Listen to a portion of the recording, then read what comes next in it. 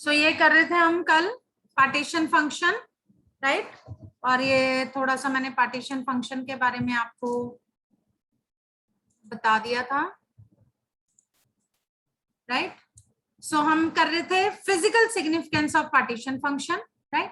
तो ये मैंने आपको एक्सप्लेन कर दिया था फिजिकल सिग्निफिकेंस की। क्वालिटेटिवली पार्टीशन फंक्शन जो है वो इंडिकेट करता है how the particles are distributed among the various energy levels and it is also measure of available energy levels, ठीक है। और दूसरा इसका फिजिकल सिग्निफिकेंस है कि it is a quantity characteristic of every substance या मिक्सचर या system and it reflects the diversity of energy states of molecules of the system, ठीक है।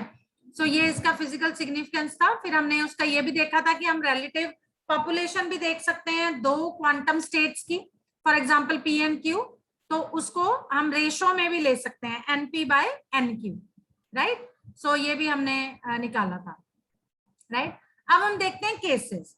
सो अगर हम लें, there are 3 cases actually. So if we take case 1, if these 2 states are degenerate, अगर ये 2 states degenerate हों,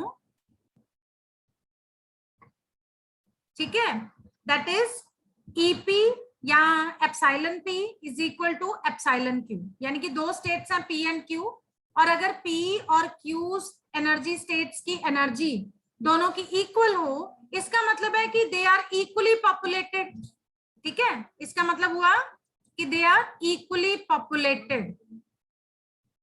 मेरा पीडीएफ में थोड़ा सा, हाँ। सो अगर हम देखें केस 1, ठीक है, सो 2 स्टेट्स अगर हम ले रहे हैं और वो 2 स्टेट्स डीजनरेट हैं, तो उस केस में जो एनर्जी है पी स्टेट की that will be equal to energy of Q state, that means they are equally populated, ठीक है। सेकंड केस है, if energy of P state is greater than Q state, then naturally number of particles in P state यानी कि उसकी population will be less than NQ, ठीक है। That is the states are equally populated नहीं आना चाहिए यहाँ पे, मेरे हिसाब से यहाँ पे unequally populated आना चाहिए, ठीक है। क्योंकि अगर एक स्टेट की एनर्जी ज्यादा है दूसरी स्टेट से, इसका मतलब है कि वहां पे जो उसकी पॉपुलेशन है, नंबर ऑफ पार्टिकल्स हैं या नंबर ऑफ सिस्टम्स हैं, ठीक है, that will be less than NQ. तीसरा case, as long as EP minus EQ यानी कि energy of P state minus energy of Q state is less than KT, ठीक है, the population will be of same order of magnitude. ये तीसरा case है कि जब तक P स्टेट की एनर्जी माइनस Q स्टेट की एनर्जी यानी कि difference between the energies of 2 states less than KT होगी, इसका मतलब है कि उसकी जो पॉपुलेशन है वो सेम ऑर्डर ऑफ मैग्नीट्यूड होगी, ठीक है। So if there are many low lying states of energy, अगर उसमें बहुत सारी लो लाइंग एनर्जी स्टेट्स हैं यानी कि less than KT, then they all will be well populated, ठीक है। अगर उनकी energy low lying states of energy है जिसकी वैल्यू लेस देन KT है, तो इसका मतलब है they are well populated relative to ground state, जिसको हम लेते हैं एप्सिलॉन नॉट। ग्राउंड स्टेट होती है सबसे lowest state which is taken as epsilon naught, ठीक है। कोई भी हमने ऊपर वाला लेवल जो है वो ले रखा है, फॉर एग्जांपल हमने कोई भी एक लेवल लिया हुआ है ईपी और कोई भी हमने एक लेवल लिया हुआ है क्यू, ठीक है। सो ग्राउंड स्टेट को हम नॉट से रिप्रेजेंट करते हैं epsilon, so which means there is uniform distribution and no state is heavily populated. इसका मतलब है कि उसमें यूनिफॉर्म डिस्ट्रीब्यूशन है, तो कोई भी स्टेट जो है वो हेवीली पॉपुलेटेड नहीं, ठीक है। सच distributions corresponding to large value of Q, whereas widely spaced energy levels will be unevenly distributed। अगर यूनिफॉर्म डिस्ट्रीब्यूशन है, ठीक है, तो कोई भी स्टेट हैवीली पॉपुलेटेड नहीं होगी, राइट। ऐसी जो डिस्ट्रीब्यूशन है corresponding to large value of Q, Q यहाँ पे हम ले रहे हैं, मैंने आपको बोला था ना कई बुक्स में एफ लिखा होता है पार्टीशन फंक्शन, कई बुक्स में क्यू लिखा होता है. Whereas widely spaced energy levels will be unevenly distributed. कुछ केसेस में अगर ज्यादा स्पेस्ड एनर्जी लेवल्स हैं तो उनमें अनइवन डिस्ट्रीब्यूशन हो सकती है. When f approaching unity, यानी कि when partition function approaching unity. ठीक है. फॉर एग्जाम्पल जैसे यहाँ पे देखिए ये परसेंटेज ऑफ पॉपुलेशन हमने रिप्रेजेंट की है इन डिफरेंट एनर्जी लेवल 0, 1, 2, 3, 4. ठीक है. तो इस केस में आप देख रहे हो ग्राउंड स्टेट में ज्यादा वो पॉपुलेटेड है, हमने जो रेशो दिखाई हुई है बार दिखाया हुआ है, that means it is highly populated as compared to the other energy state. और इस केस में जो A है, A कांस्टेंट होता है which will be equal to 5 kT. ये 5 kT के बराबर होगा. ठीक है. सेकेंड कंडीशन है जिसमें परसेंटेज ऑफ पॉपुलेशन और एनर्जी स्टेट्स हम ले रहे हैं तो थोड़ी सी जो डिस्ट्रीब्यूशन है वो इक्वल है. राइट. सो जो मतलब ज्यादा डिफरेंस नहीं है एनर्जी पॉपुलेटेड एनर्जी स्टेट्स में. ठीक है. Of population. सो इस केस में A will be equal to KT. ठीक है. और यहाँ पे आप देख रहे हो ये बहुत ही ज्यादा जो है एनर्जी लेवल्स एक दूसरे के पास हैं. Right. So percentage of population, so इस केस में A will be equal to 0.1 K. ठीक है. सो ये हमने दिखाया है effect of quantum size on population of states. I hope it is clear. I hope it is clear. Yes, ma'am. चलिए. So in Boltzmann distribution diagram when epsilon is greater than, much greater than KT, molecules are largely confined to their lowest energy level. ये वाला पहला case. ठीक है. जब energy जो है वो बहुत बहुत बहुत ज्यादा है KT से, तो ये जो मॉलिक्यूल्स हैं वो ज्यादातर लोएस्ट एनर्जी लेवल में कन्फाइंड है. इसमें लोएस्ट एनर्जी लेवल. ठीक है. Small energy gradations from level to level resulted in uniform distribution of molecules. जितनी मतलब एनर्जी ग्रेडेशन लेवल से लेवल यूनिफॉर्म डिस्ट्रीब्यूशन होगी उतना, ठीक है, स्मॉल एनर्जी ग्रेडेशन होगी. यहाँ पे देखो यहाँ थोड़ी सी जो यूनिफॉर्मिटी है लेकिन इस केस में और भी ज्यादा होगी. ठीक है. सो एन स्मॉल एनर्जी ग्रेडेशन है, ज्यादा फर्क नहीं है इन एनर्जी लेवल्स में, इनकी एनर्जी में ज्यादा फर्क नहीं है इन लेवल्स की. ठीक है.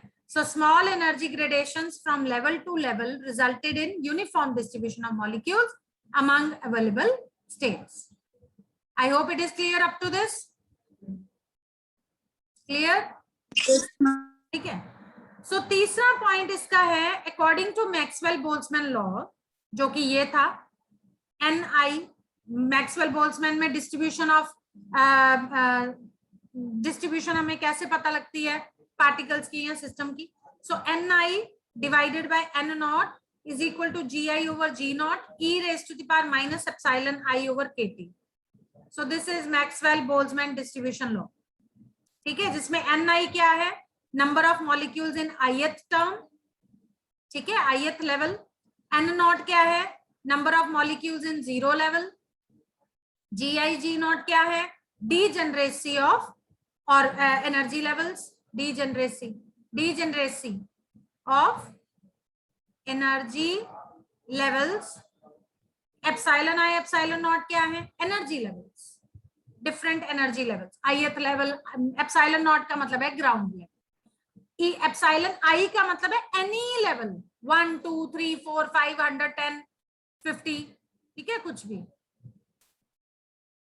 राइट. सो therefore अगर ये वाला डिस्ट्रीब्यूशन ये वाला लेते हो आप Maxwell-Boltzmann distribution, so therefore Ni is equal to N naught Gi e raised to the power minus epsilon I over KT. ठीक है. G नॉट हमने क्यों नहीं लिया, क्योंकि G नॉट की डिजेनरेसी 1 होती है तो वो नेचुरली कैंसल आउट हो जाएगा. 1 डिनोमिनेटर में 1 का आपको पता ही है. So taking summation of the above equation, अगर हम इस इक्वेशन का सम ले लें on both sides, तो ये हो जाएगा summation N I is equal to N naught summation G I E raise to the power minus epsilon I over K. ठीक है, लेकिन ये वाली जो टर्म है व्हाट इज दिस, ये क्या है बताइए? This is partition function F. So we can write this equation in this form, that is epsilon ni is equal to n naught f, है ना? ये सारी चीज जो है ये क्या है? ये तो पार्टीशन फंक्शन है ना, ये पार्टीशन फंक्शन के बराबर है, राइट? तो हम इसको ऐसे लिख सकते हैं epsilon summation N I equal to N nought F. Since summation N I जो है वो n के बराबर होता है, so it can be written like this, therefore n is equal to n naught f, या हम इसको लिख सकते हैं f is equal to n by n naught। हमने क्या किया, f निकालना है तो n naught को इधर ले गए, so f is equal to n by n naught। so this is also partition function, यानी कि पार्टीशन फंक्शन आपको बताता है n क्या है, नंबर ऑफ, यहाँ पे भी बताया था आपको, नंबर ऑफ मॉलिक्यूल्स ना। n क्या है, n है total number of molecules in all the states. So total number of molecules in all the energy levels divided by n naught means number of molecules in 0th level, in ground level, in ground state. ठीक है, that is, इसका मतलब हो गया कि ये जो partition function है, it is the ratio of total number of molecules to the total number of molecules in 0th level. That is partition. ठीक है, टोटल नंबर ऑफ मॉलिक्यूल्स यानी टोटल पूरे molecules divided by number of molecules in 0th level. So partition function को आप ऐसे भी बता सकते हो। So partition function is a ratio of number of molecules to the total to the number of molecules in 0th level. ठीक है, at temperature 0 kelvin, कोई बच्चा मुझे बताएगा कि 0 केल्विन टेम्परेचर कितना होता है? Who will tell me? 0 Kelvin is equal to how many degrees Celsius? अरे 73। कौन बताएगा? 273 डिग्री सेल्सियस। हाँ जी, हाँ जी, जोर से बोलो। 273 270। सब यही कह रहे हैं, कोई और चेंज करना चाहता है इसको? कितना ही होता है? It is -273 degree Celsius, not 273 degree Celsius. ठीक है, 0 डिग्री सेल्सियस होता है 273 केल्विन बेटा। 0 Kelvin is equal to -273 degree Celsius. Okay Akshita, ठीक है बेटा? Yes ma'am. हाँ, 0 डिग्री सेल्सियस होता है 273 केल्विन के बराबर। तो 0 केल्विन किसके बराबर होगा? -273 degree Celsius, and this is known as absolute zero temperature. So ये भी एक नंबर का क्वेश्चन बनता है। What do you mean by absolute zero temperature? क्या इसका आंसर दोगे? बताओ, बताइए। Absolute zero temperature is 0 Kelvin, which is equal to -273 degree Celsius, and it is a hypothetical temperature, beta, at which it is supposed that the volume of gas becomes 0. ये वो hypothetical temperature है जिस temperature पे ये माना जाता है कि जो गैस का वॉल्यूम है it becomes 0, लेकिन ऐसा नहीं होता। इसीलिए मैं बोल रही हूँ हाइपोथेटिकल टेम्परेचर, क्योंकि जब आप गैस का, किसी गैस को कंप्रेस करते हो या उसका टेम्परेचर लो करते हो, तो वो गैस जो है वो लिक्विफाई होना शुरू हो जाती है। तो ऐसी स्टेज कभी भी नहीं आती कि उसका जो है वॉल्यूम वो 0 हो जाए। Is it okay? Is it clear? ये आप लोगों ने ना +1 में या फर्स्ट ईयर में चार्ल्स लॉ में पढ़ा है। ठीक है, हाँ जी, लगा जी, बता बेटा। ठीक है बेटा, Yes. आवाज नहीं आ रही है, वो समझ लग गया? आगे Yes, ma'am. What is absolute temperature? What is absolute temperature? क्या आंसर है इसका? 0 Kelvin. Absolute temperature Ma'am, 0 Kelvin, and it is hypothetical temperature where volume of gas becomes zero. No. Absolute temperature is temperature in Kelvin. 0 Kelvin. दोनों में difference देखिए, ये है बेटा absolute zero temperature. Clear हुआ कि नहीं? चलिए, सो मैं शेयर कर रही हूं। सो दोनों में डिफरेंस आपको पता होना चाहिए। सो ये जो केल्विन स्केल ऑफ टेम्परेचर है, इसको बेटा एब्सोल्यूट स्केल ऑफ टेम्परेचर भी कहते हैं। सो इसीलिए जब हमने केल्विन में टेम्परेचर लिखना होता है ना, तो हम कैपिटल टी लिखते हैं। जब हमने डिग्री सेल्सियस में टेम्परेचर लिखना होता है तो हम टी स्मॉल वाला लिखते हैं और साथ में डिग्री लगाते हैं, ठीक है? So at T equal to 0 kelvin, यानी कि एब्सोल्यूट जीरो, ठीक है, which is equal to -273 degree Celsius, all molecules tend to go in 0th level. ये माना जाता है कि 0 केल्विन टेम्परेचर पे, यानी एब्सोल्यूट जीरो टेम्परेचर पे, यानी -273 डिग्री सेल्सियस पे जितने भी मॉलिक्यूल्स हैं, they tend to go in the 0th level. 0th level मतलब ground state. So as T approaches 0, जब टेम्परेचर 0 की तरफ अप्रोच करेगा,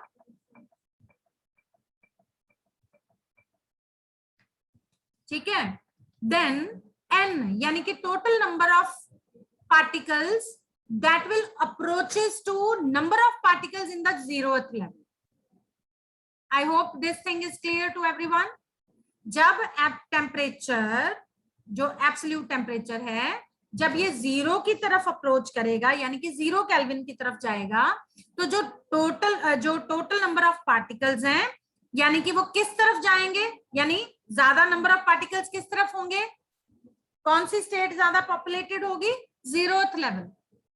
So total number of particles will approaches to number of particles in the 0th level.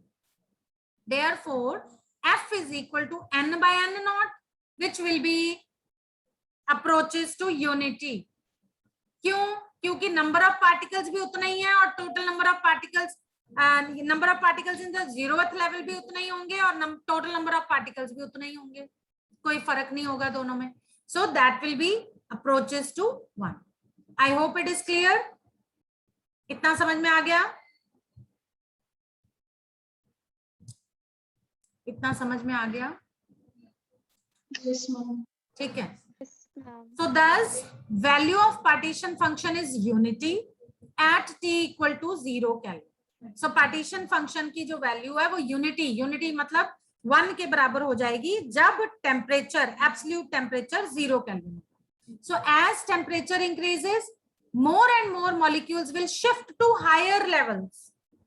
जितना temperature increase होता जाएगा, यानी कि अगर आप टेम्परेचर बढ़ाओगे, ठीक है, तो जैसे जैसे टेम्परेचर इंक्रीज होता जाएगा, ये जो ज्यादा से ज्यादा मॉलिक्यूल्स हैं, ये 0 लेवल यानी कि ग्राउंड लेवल से हायर लेवल की तरफ शिफ्ट होना शुरू हो जाएंगे, एंड 0th लेवल में लेस नंबर ऑफ मॉलिक्यूल्स रहेंगे at higher temperature. So hence according to equation F is equal to n by n naught, so F will increase, ठीक है। तो जैसे जैसे टेम्परेचर इंक्रीज होगा तो पार्टीशन फंक्शन भी इंक्रीज होना शुरू हो जाएगा at higher temperature. So higher the temperature, larger is the value of partition function. So जितना टेम्परेचर इंक्रीज होगा उतनी उसकी पार्टीशन फंक्शन की वैल्यू ज्यादा होगी। आई होप इट इज क्लियर, ठीक है। चलिए, सो 4th पॉइंट इसका क्या है? Partition function. ये सब मैं आपको फिजिकल सिग्निफिकेंस बता रही हूँ पार्टीशन फंक्शन का। So partition function is a dimensionless quantity. Partition function जो है ये डायमेंशनलेस क्वांटिटी है, इसकी कोई वो नहीं है, यूनिट नहीं है, ठीक है, and it is introduced by Fowler, right. So value of partition function depends on the molecular weight. Partition function की वैल्यू किस किस के ऊपर डिपेंड करेगी? मॉलिक्यूलर वेट के ऊपर डिपेंड करेगी, मोलर वॉल्यूम के ऊपर डिपेंड करेगी, टेम्परेचर के ऊपर भी डिपेंड करेगी. And it provides link between microscopic property of individual molecules. Microscopic properties में क्या क्या आ जाता है? Energy levels, dipole moment etcetera. And macroscopic properties of system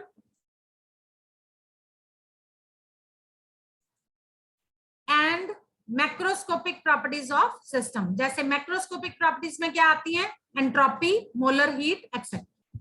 ठीक है. So thus partition function is defined as the sum of the probability factors for the various energy levels or the ways in which the energy of system is partitioned among the molecules constituting the system. ठीक है. So partition function कि हम किस तरह से उसको define कर सकते हैं कि पार्टीशन फंक्शन क्या है? It is the sum of probability factors for various energy levels. ठीक है. मतलब सारे एनर्जी लेवल्स का जो प्रोबेबिलिटी फैक्टर्स हैं उसका सम. या हम इसको ऐसे कह सकते हैं, the ways in which the energy of system is partition. किस तरीके से एनर्जी ऑफ सिस्टम को हम पार्टीशन कर रहे हैं among the molecules constituting the system. या हम इसको डिफाइन कर सकते हैं, the reciprocal of mole fraction of the molecules occupying the ground state. ठीक है. सो ये सारी इसकी डेफिनेशंस ही हैं. सो another form of definition इसकी हो गई, the reciprocal of mole fraction of molecules occupying the ground state. ground state कौन सी है? epsilon naught which is equal to 0. या the ratio of total number of molecules to the number of molecules in the ground state, यानी कि ये n by n naught. ठीक है. सो किसी भी तरीके से आप पार्टीशन फंक्शन की डेफिनेशन कर सकते हो. सो ये 4-5 जो है ये सारी पार्टीशन फंक्शन की डेफिनेशन है. I hope it is understood up to this. Clear है यहां तक? फिर मैं आगे चलूं. Yes, ma'am. चलो नेक्स्ट है मॉलिक्यूलर पार्टीशन फंक्शंस. ये जो है ये मेरे अपने नोट्स हैं. ठीक है. ये मैंने पठानिया की बुक और गुर्तू की बुक दोनों से कंबाइन करके लिखे हैं, लेकिन आप और भी बुक्स को कंसल्ट कर सकते हो. ठीक है. सो जरूरी नहीं है कि ये जो मैंने नोट्स दिए हैं आपने इनमें से ही सिर्फ पढ़ना है. तो आप अपना एडिशंस कर सकते हो. और भी बहुत सारी रेफरेंसेस बुक्स हैं. ठीक है. तो वहां से आप अपने नोट्स भी बना सकते हो. So molecular partition functions for an ideal gas. So next topic is molecular partition function for ideal gas.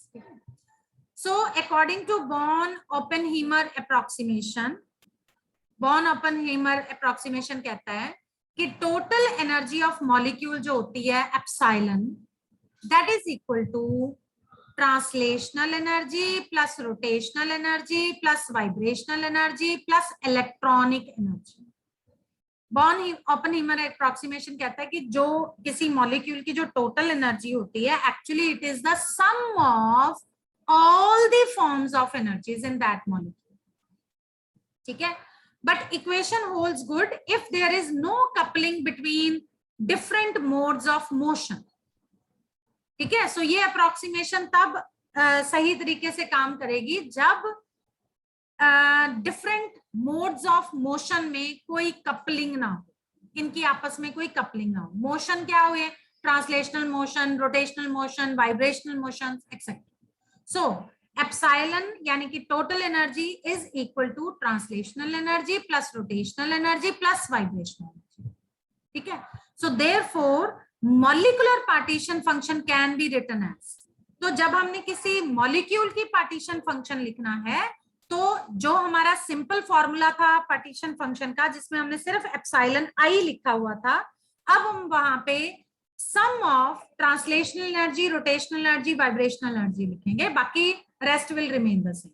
So F is equal to या क्यू.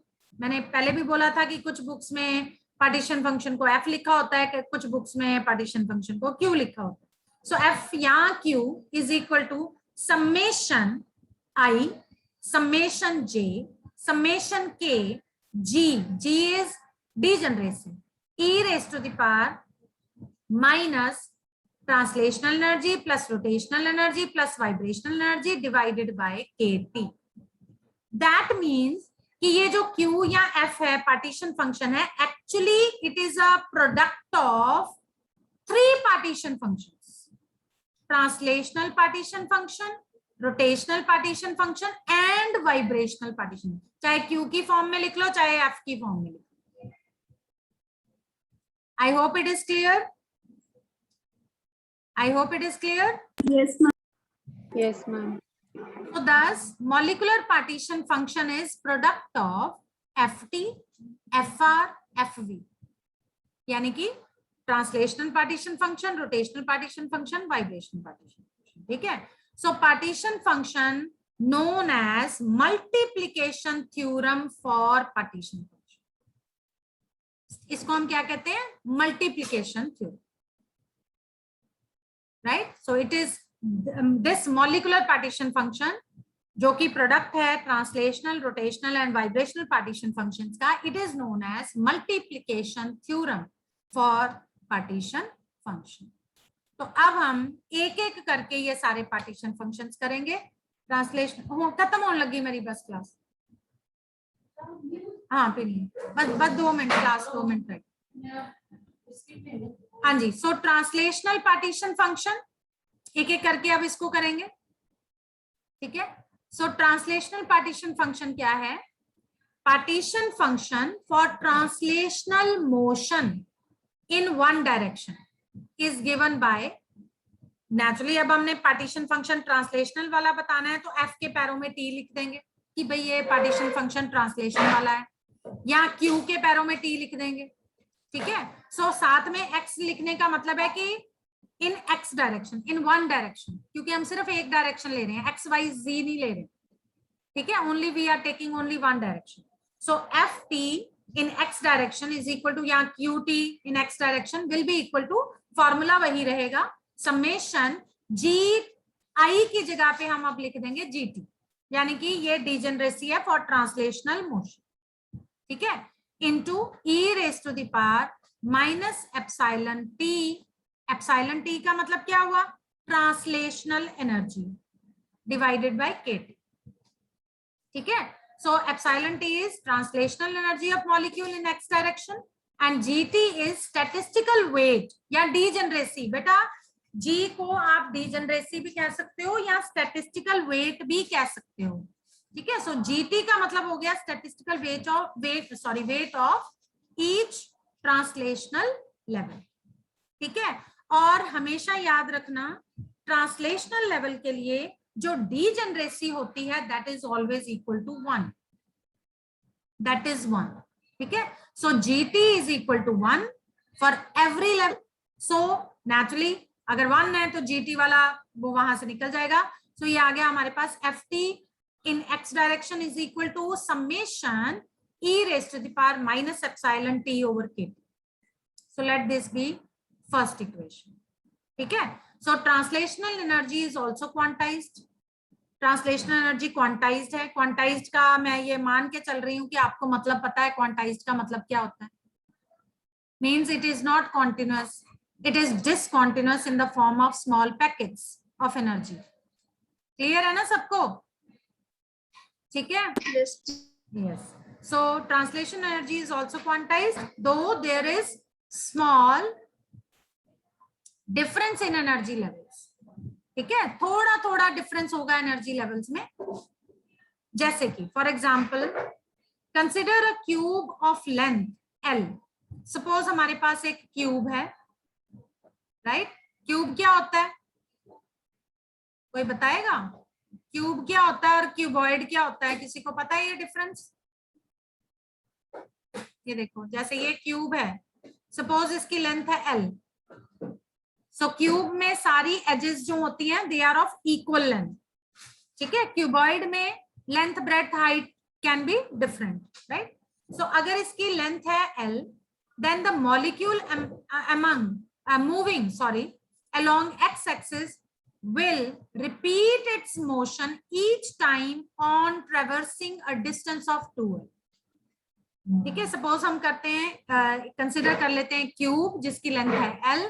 तो अगर उस क्यूब में मॉलिक्यूल मूव कर रहा है एक्स एक्सिस डायरेक्शन में अलोंग एक्स एक्सिस, ठीक है, विल रिपीट इट्स मोशन, उसकी मोशन रिपीट होगी each time on traversing a distance of 2l, जब वो 2l डिस्टेंस ट्रेवल करेगा।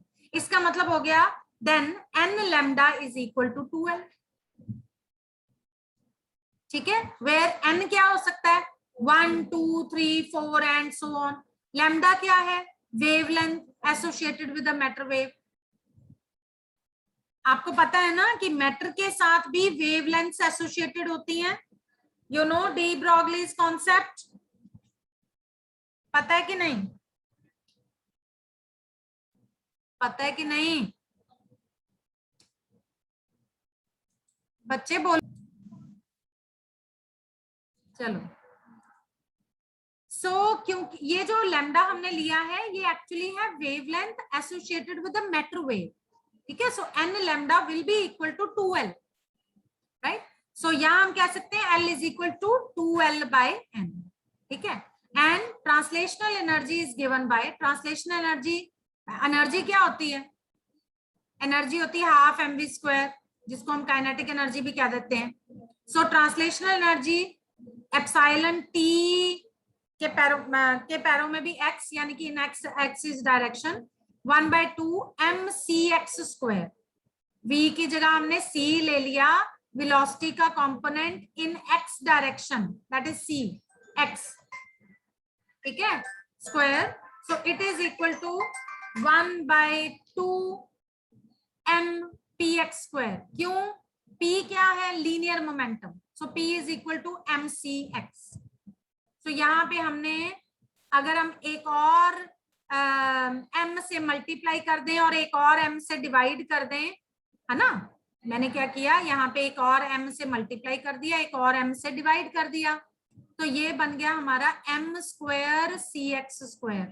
तो p किसके बराबर होता है, mcx के बराबर, है ना। तो यहाँ पे हमने 1/2 mpx² लिखा। So cx and px are, cx is velocity in x direction, px is momentum of particle in x direction, ठीक है। चलो बाकी मैं आपको कराऊंगी कल।